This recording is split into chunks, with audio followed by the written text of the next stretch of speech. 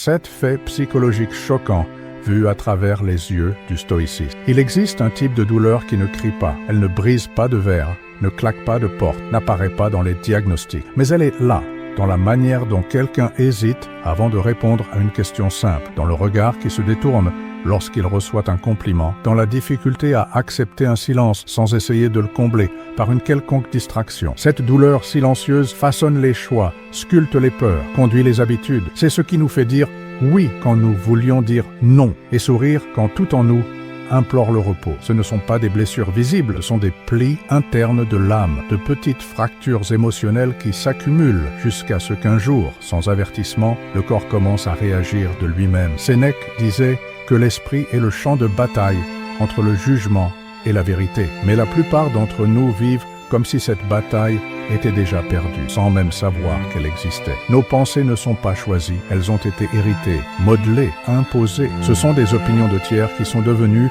notre voix intérieure. Ce sont des conclusions formées au milieu de la peur, de l'abandon, du désir insatiable d'être accepté. Nous portons des croyances comme on porte une vieille valise pleine de bric-à-brac émotionnel, trop lourde pour être posée, mais trop inutile pour continuer à la transporter. Et c'est pourquoi nous continuons, mais nous continuons fatigués, en avançant, mais vides, cherchant un soulagement que nous ne savons nommer. Épictète disait, ce ne sont pas les choses qui nous troublent, mais les jugements que nous portons sur les choses, et cela change tout. Car ce n'est pas la fin d'une relation qui détruit quelqu'un, mais ce que cette perte fait résonner à l'intérieur. Ce n'est pas la critique qui blesse, mais l'interprétation silencieuse que je ne suis pas assez bien. Ce n'est pas le silence qui nous isole, mais l'histoire que nous nous racontons sur ce que ce silence signifie. La douleur, alors, n'est pas un ennemi, c'est un reflet, un miroir qui insiste pour montrer ce que nous essayons de ne pas voir. L'âme, disait Sénèque, est comme un navire dans une tempête, mais ce n'est pas la mer qui l'a fait couler, c'est le marin sans direction. Et c'est peut-être ce qui nous effraie le plus. Réaliser que nous sommes souvent ce marin, perdu, confus, essayant de paraître fort, tout en flottant au milieu d'émotions que nous ne savons nommer. La plupart des gens évitent de regarder à l'intérieur,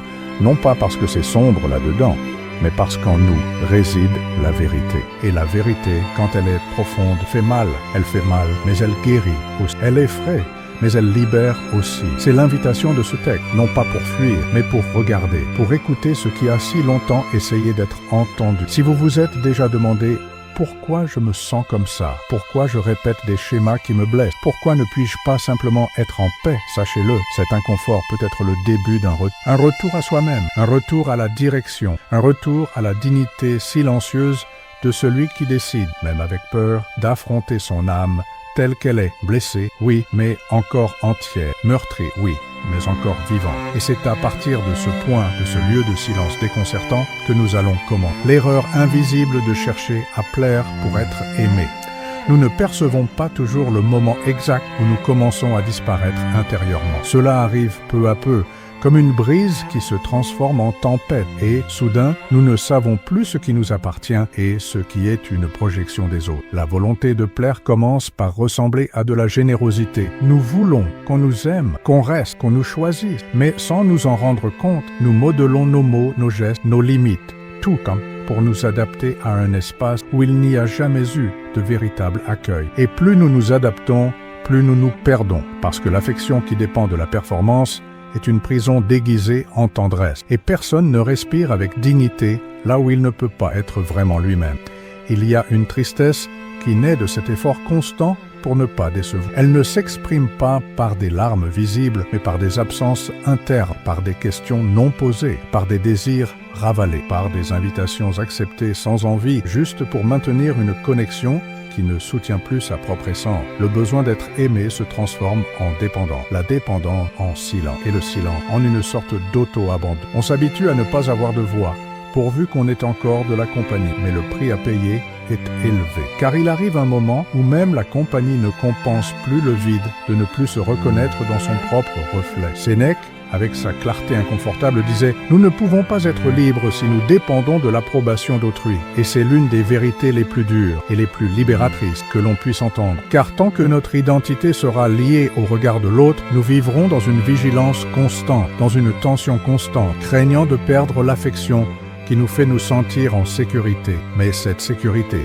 est faux. C'est comme construire une maison sur du sable, belle à l'extérieur, fragile à l'intérieur. Chaque fois que nous nous modelons pour éviter le rejet, nous nous rejetons nous-mêmes en premier. Et cela fait plus mal que n'importe quel refus venant de l'extérieur. Il y a quelque chose de profondément courageux à dire, c'est moi. Et même si vous ne restez pas, je reste. Rester avec soi-même est le premier pas vers tout lien véritable, car seul celui qui s'accueille peut, en fait, être accueilli. Seul celui qui se voit avec compassion peut choisir des relations qui n'exigent pas de performance, mais offrent une présence. Et peut-être que la liberté commence exactement ici, à ce point silencieux, où nous décidons d'arrêter de mendier l'amour et commençons à reconstruire calmement notre dignité émotionnelle. Pour aujourd'hui, écrivez sur un papier sans hâte, sans filtre, 3 choses que vous faites uniquement pour être accepté. Juste ça. Écrivez, regardez-les et demandez-vous qu'est-ce qui de cela m'appartient vraiment. Parfois, l'amour-propre commence par un nom qui protège, un nom qui libère. Un nom qui, finalement, nous ramène à l'intérieur, quand l'esprit s'emballe et le corps crie et personne ne comprend. Il y a des jours où le corps est présent, mais l'âme semble ailleurs. Le visage s'efforce de garder une expression neutre, mais à l'intérieur, il y a un bruit constant, comme si quelque chose était sur le point de s'effondrer.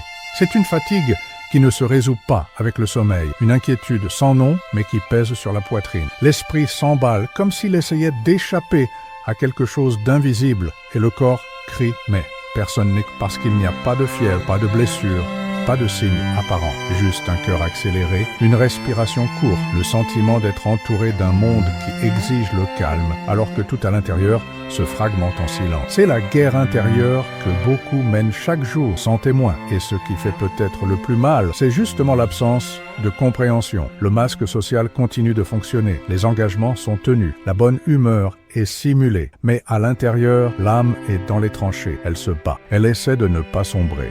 Elle essaie de garder sa lucidité alors que tout semble désaccordé. L'anxiété n'est pas seulement la peur de l'avenir, c'est un excès de pensées mal digérées, c'est la surcharge d'émotions qui ne trouve pas d'issue. C'est vivre dans le corps d'aujourd'hui, mais avec l'esprit emprisonné dans 1000 possibilités qui ne se sont même pas encore produites. C'est une tension qui s'accumule dans les épaules, dans les mains, dans l'estomac, comme si le corps lui-même ne savait plus où se reposer. Sénèque a écrit que le temps bien utilisé est un refuge, mais le temps mal vécu est une punition. Et c'est peut-être la racine de l'épuisement émotionnel moderne, ne pas savoir où ni quand trouver un véritable refuge. Nous vivons occupés, mais non présents, remplis de tâches, mais vides de sens. Et lorsque nous avons enfin un instant de silence, nous ne savons pas quoi en faire. Car le silence, pour ceux qui sont en guerre, peut être assourdissant. C'est dans le silence que les peurs parlent le plus fort. C'est dans le silence que nous ressentons l'étendue de notre abandon intérieur. Et c'est pourquoi nous fuyons la pause, le repos,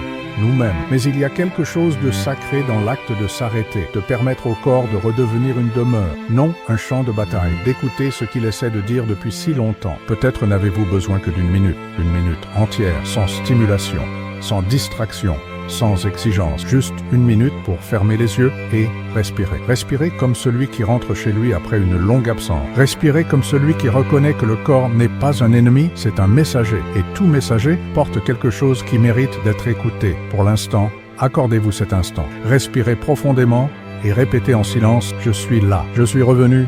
Parce que parfois, la plus grande preuve de force est simplement de rester en soi, même quand tout à l'extérieur semble exiger la fuite. Rester, même quand l'esprit s'emballe, parce que ce n'est qu'ainsi que le corps, enfin, peut se reposer. La peur de s'arrêter, parce que le silence révèle trop. Il existe une sorte de hâte sans destination.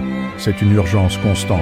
Un mouvement automatique, une impulsion à toujours être occupé. Nous nous réveillons et sommes déjà en retard pour quelque chose que nous ne savons même pas ce que c'est. Les mains cherchent le téléphone portable avant même que les yeux ne soient complètement ouverts. Nous passons la journée entre notifications, tâches et dialogues superficiels, comme si chaque seconde de silence était trop dangereux. Nous ne fuyons pas la solitude, nous fuyons ce qu'elle révèle. Car lorsque tout se tait autour de nous, c'est notre propre voix qui commence à résonner. Et parfois, elle parle de vérités que nous avons évitées pendant des années. Il est plus facile de paraître productif que de se sentir inutile, plus confortable de se distraire avec des conversations superficielles que d'affronter ses propres fantômes. Les réseaux sociaux sont devenus des anesthésiques émotionnels. Nous faisons défiler l'écran à l'infini, non par intérêt, mais par peur. Peur d'affronter le vide, peur de trouver une vieille douleur encore ouverte, peur de réaliser que derrière la performance, nous sommes épuisés. Les relations sont initiées non par affinité, mais par manque. Les engagements sont pris non par désir, mais par peur de s'arrêter et de réaliser que nous ne savons pas ce que nous voulons. Le monde applaudit ceux qui sont toujours en mouvement, mais ceux qui bougent trop, sans direction, finissent par tourner en rond et appellent cela la vie. Marc Aurèle, dans sa sobriété silencieuse, écrivit « Retourne en toi-même. Là est la source du bien. » Et ce retour n'est pas confortable. Il n'y a pas d'applaudissements, pas de public, pas de distraction. Seulement vous et ce qu'il reste de vous. Mais c'est dans cette rencontre, nue, fragile, honnête, que réside la vraie guérison. Le silence n'est pas vide d'un espace. Un espace pour que ce qui est réel émerge enfin. Lorsque nous nous arrêtons, nous commençons à écouter ce qui se cache derrière la colère, l'anxiété, la tristesse. Et souvent, ce qui est là n'est qu'une profonde nostalgie de soi-même, de qui vous étiez avant la peur, avant la hâte, avant le besoin de prouver quelque chose à tout le monde. S'arrêter, ce n'est pas abandonner. S'arrêter, c'est recommencer d'un endroit plus vrai. C'est dire « je ne vais pas continuer à me trahir juste pour maintenir une apparence ». C'est choisir l'inconfort temporaire de la conscience plutôt que l'anesthésie constante de la distraction. C'est accepter que la vérité blesse, mais que le mensonge ronge et qu'aucune paix véritable ne viendra tant que nous continuerons à fuir notre propre présence. Le silence n'est pas une punition, c'est une invitation à revenir à ce qui compte vraiment, même si vous n'en connaissez pas encore le nom. Maintenant, imaginez-vous assis sur un banc au crépuscule. Il n'y a plus personne, seulement le bruit du vent de votre respiration et ce sentiment que vous essayez d'ignorer. Laissez-le venir, regardez-le avec compassion, parce que parfois, tout ce dont une émotion a besoin, c'est d'être reconnu pour enfin se reposer. Et peut-être, juste peut-être, découvrirez-vous que ce qui ressemblait à la peur du silence était, en fait, un appel à rentrer chez soi, à l'intérieur, à soi. Le traumatisme de la comparaison invisible. C'est presque imperceptible.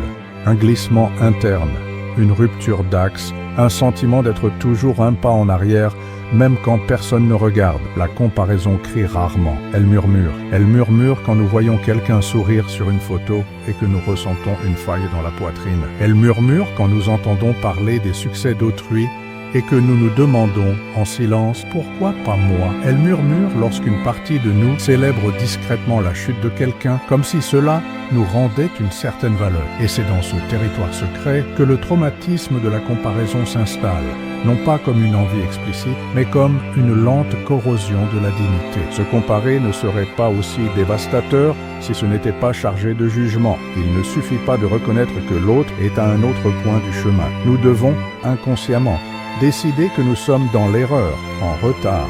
Nous utilisons la règle émotionnelle des autres pour mesurer notre propre humanité et, inévitablement, nous perdons ce que notre règle est faite de cicatrices, d'histoires que personne n'a vues, de batailles que nous avons menées sans témoin. Mesurer notre trajectoire avec les standards des autres, c'est comme exiger qu'un arbre fleurisse au même rythme que la mer. C'est injuste, c'est cruel, et pourtant, c'est ce que nous faisons tous les jours, presque sans nous en rendre compte. Il y a une violence subtile à vivre en essayant d'atteindre une version idéalisée de soi-même, celle qui semble être plus aimée, plus admirée, plus acceptée. Mais cette version est irréelle. C'est un fantôme modelé par les attentes sociales, les algorithmes et les voix qui ne connaissent pas la profondeur de ce que nous portons. Sénèque, avec sa clarté désarmante, disait « N'est pas riche celui qui possède beaucoup, mais celui qui a besoin de peu. » Et peut-être que cette richesse réside moins dans les conquêtes et davantage dans la quiétude de ne pas avoir à prouver quoi que ce soit, ni au monde, ni à personne. La comparaison devient un traumatisme lorsqu'elle nous fait oublier tout ce que nous avons déjà surmonté, quand elle obscurcit la beauté silencieuse des petites victoires, quand elle nous convainc que nous ne valons quelque chose que si nous sommes en tête, comme si la vie était une course. Mais la vie n'est pas une course. La vie est un cycle, et chacun avance à son rythme, avec les pieds de blessé qu'il a, avec les rêves qu'il parvient encore à soutenir, avec le courage qui lui reste. Ce que vous portez dans votre cœur ne pourra jamais être mesuré par des métriques externes. Avant de regarder à l'extérieur, remerciez pour quelque chose qui est vivant en vous aujourd'hui. Cela peut être une douleur que vous avez réussi à nommer, une limite que vous avez réussi à imposer, une pensée qui ne vous domine plus comme avant. C'est peut-être peu pour le monde, mais pour vous, cela peut être tout. La vraie abondance est ceci, reconnaître que même sans applaudissements, vous résistez. Et résister parfois est déjà un miracle silencieux. La comparaison veut vous faire oublier cela, mais maintenant, vous vous en souvenez. Et ce souvenir est le premier pas pour enfin se libérer. La colère déguisée en maîtrise de soi. Tout calme n'est pas paix. Il y a des silences qui ne sont pas sagesse, mais contention. Il y a des sourires qui n'expriment pas la joie, mais l'effort. Et il y a un type de maîtrise de soi qui ne naît pas de la maturité, mais de la nécessité de ne pas s'effondrer en public. C'est lorsque nous apprenons à ravaler les cris, à dissimuler l'inconfort, à camoufler le malaise. Et nous le faisons si souvent que nous finissons par croire que nous allons bien. Mais à l'intérieur, quelque chose s'accumule. Quelque chose se contracte, quelque chose crie, même si cela n'a pas de son. La colère ne disparaît pas simplement parce qu'elle a été réprimée. Elle change de forme. Parfois, elle se transforme en mal de tête.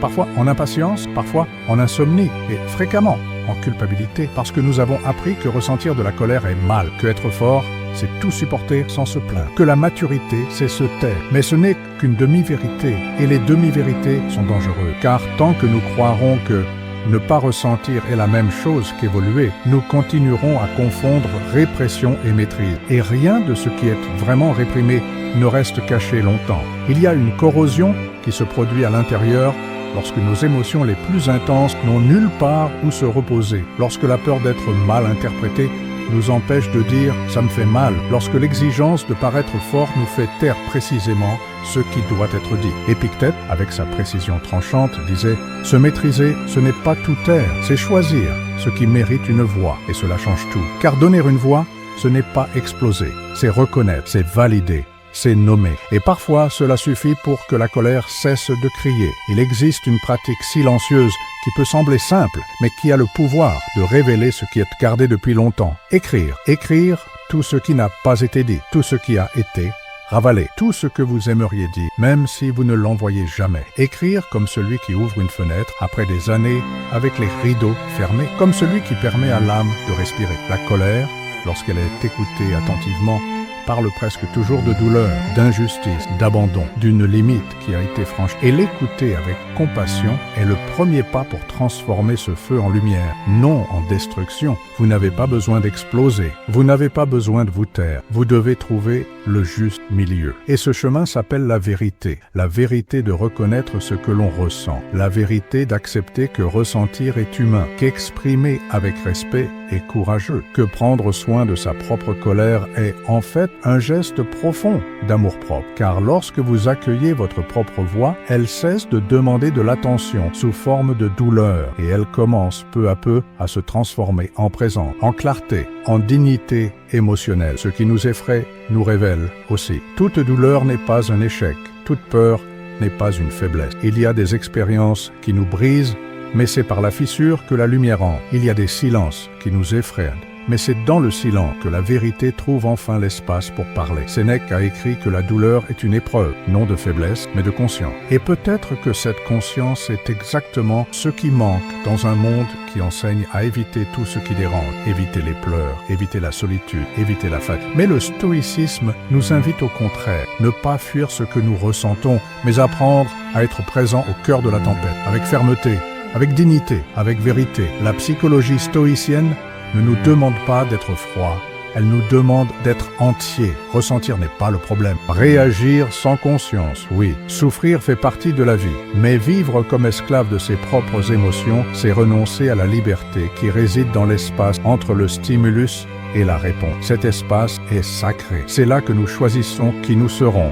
même face au chaos. C'est là que le courage silencieux fleurit. Marc Aurèle disait « L'âme devient ce qu'elle contemple habituellement. » Et cela nous oblige à demander « Qu'avons-nous contemplé? Qu'avons-nous nourri de notre attention? Quelles histoires répétons-nous jusqu'à ce qu'elles deviennent notre identité? » Il y a quelque chose de profondément transformateur à regarder à l'intérieur avec courage, à contempler sa propre douleur, non pas comme une ennemie, mais comme un guide, parce que la douleur connaît le chemin du retour vers l'essentiel. Elle nous montre ce qui ne sert plus, ce qui a besoin d'être guéri, ce qui exige de nouvelles limites. Elle indique ce qui a été ignoré mais jamais oubliée. Et lorsque nous décidons de l'écouter, non avec désespoir, mais avec humilité, elle cesse de crier et elle commence à enseigner, elle commence à révéler, elle commence à reconstruire. Vous n'avez pas besoin d'être prêt, vous n'avez pas besoin d'avoir des réponses, il suffit d'être disposé à ne plus vous fuir. Car chaque fois que vous contemplez votre propre douleur avec présence, vous dites « Je me soucie de moi ». Et c'est déjà une révolution silencieuse, mais définitive. L'âme devient ce qu'elle contemple habituellement. Alors contemplez la vérité, contemplez ce qui est réel, contemplez même si cela fait mal, parce que ce qui vous effraie vous révèle aussi. Et ce qui vous révèle, si accueilli avec patience, peut vous guérir, avec fermeté, sans hâte, avec vérité. Si votre douleur pouvait parler maintenant, que vous demanderait-elle de reconstruire? Pas par obligation, mais par dignité, par intégrité, par amour. La réponse n'a pas besoin de venir aujourd'hui, mais le silence qui naît de cette question est peut-être déjà le début.